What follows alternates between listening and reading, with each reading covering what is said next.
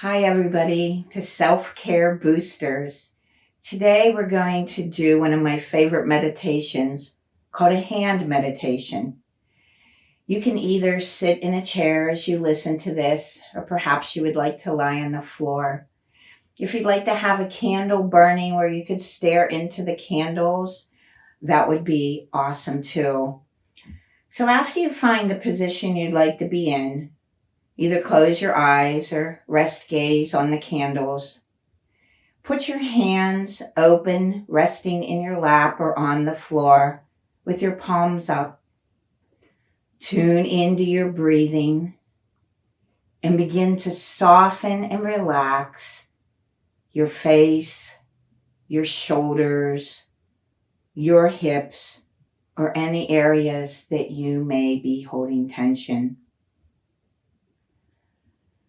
Become aware of the air at your fingertips, between your fingers, on the palm of your hand. Experience the fullness and the strength and maturity of your hand. Think of your hands. Think of the most unforgettable hands you've ever known. The hands of your father, your mother, your grandparents. Remember the oldest hands that have ever rested in your hands. Think of the hands of a newborn child, your nephew, your niece, or even your own child. Of the incredible beauty, perfection, and delicacy in the hands of a child. Once upon a time, your hands were the same size. Think of all that your hands have done since then. Almost all that you have learned has been through your hands. Turning yourself over, crawling and creeping, walking and balancing yourself, learning to hold something for the first time, feeding yourself, dressing yourself. At one time, your greatest accomplishment was tying your shoes. Think of all the learning your hands have done and how many activities they have mastered, the things they have made.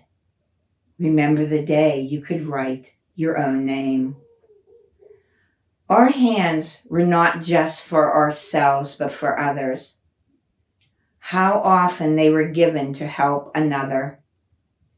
Remember all the kinds of work they have done, the tiredness and aching they have known, the cold, the heat, soreness and bruises. Remember the tears they have wiped away, our own or another's, the blood they have bled, and the healing they have experienced. How much hurt or anger or even violence they have expressed, but yet how much gentleness and tenderness and love they have given. How often have they folded in prayer, a sign of both their powerlessness and of their power. Our father and mother guided their hands in the great symbolic language of our hands, the sign of the cross, the striking of our breast, a handshake, the wave of the hand in a hello or goodbye. There is a mystery which we discover in the hand of a woman or the hand of a man that we love. There are the hands of a doctor, a nurse, an artist, a conductor, a priest, hands which you can never forget.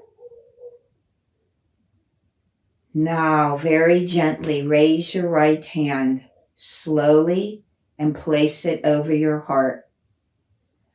Press more firmly until your hand picks up the beat of your own heart, that most mysterious of all human sounds, one's own heartbeat, a rhythm learned in the womb from the heartbeat of a mother.